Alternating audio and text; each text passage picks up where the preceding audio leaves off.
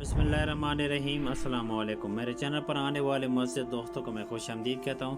امید کرتا ہوں کہ آپ لوگ سب خیریت سے ہوں گے۔ چینل پہ فرسٹ ٹائم ہے تو چینل کو سبسکرائب اور لائک کرنا ہرگز نہ بھولیے گا۔ چلتے ہیں آج کی سٹوری کی طرف۔ ذوالقرنین زیدی۔ یہ گئے وقتوں کی بات ہے کہ کسی شہر کا قاضی مرغی لینے بازار گیا۔ دکاندار دکان بند کر چکا تھا۔ وہ ایک گاہک کے لیے مرغی ذبح کر کے اس کا انتظار کر رہا تھا۔ قاضی صاحب نے کہا یہی مرغی دے دو۔ دکاندار نے کہا میں مرغی کے مالک کو کیا جواب دوں گا؟ قاضی صاحب نے کہا گاہک سے کہہ دینا مرغی اڑ گئی، بات بڑھے گی تو معاملہ میرے پاس ہی آئے گا۔ دکاندار نے مرغی قاضی کو دے دی۔ کچھ ہی دیر میں وہ گاہک آن پہنچا جس کی مرغی تھی۔ مرغی طلب کرنے پر دکاندار نے بتایا کہ مرغی اڑ گئی ہے۔ وہ نہ مانا اور دکاندار کو پکڑ کر قاضی کے پاس چل دیا۔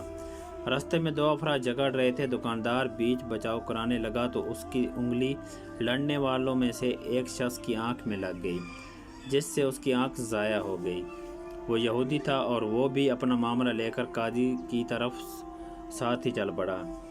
دکاندار بہت پریشان تھا کہ مرغی کے معاملے میں تو قاضی بچا لے گا، مگر اس کے معاملے میں کیا ہوگا؟ دکاندار سوچ سوچ کر اتنا پریشان ہوا کہ اچانک ہاتھ چھڑا کر بھاگا اور مسجد کے مینار پر چڑھ کر نیچے کود گیا۔ نیچے ایک بوڑھا شخص کھڑا تھا۔ دکاندار سیدھا اس پر گرا اور وہ بوڑھا شخص وہیں مر گیا۔ مرنے والے بوڑھے شخص کے بیٹے نے دکاندار کو پکڑ لیا۔ جب اسے پتہ چلا کہ اس دکاندار کو قاضی صاحب کے پاس پیشی کے لیے لے جایا جا رہا تھا تو وہ بھی ساتھ ہو گیا۔ معاملہ قاضی کی عدالت میں پہنچا تو سب سے پہلے مرغی والے گاہک نے اپنا مقدمہ درج کروایا۔ میں مرغی ذبح کروا کر گیا تھا، اب دکاندار کیسے کہہ رہا ہے کہ مرغی اڑ گئی ہے؟ بھلا مری مرغی کیسے اڑ سکتی ہے؟ قاضی نے مدعی کو غصے سے دیکھا اور کہا کیا مرنے کے بعد دوبارہ زندہ ہونے پر تمہارا ایمان نہیں ہے؟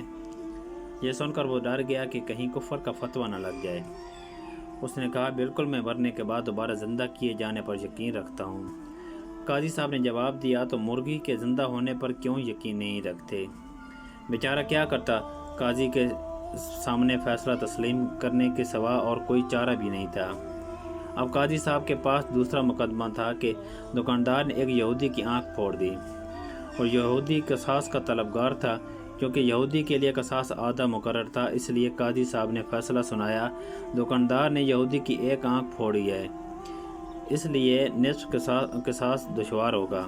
بہتر ہے کہ دکاندار یہودی کی دوسری آنکھ بھی پھوڑ دے اور یہودی بدلے میں نصف قصاص یعنی دکاندار کی ایک آنکھ پھوڑے گا۔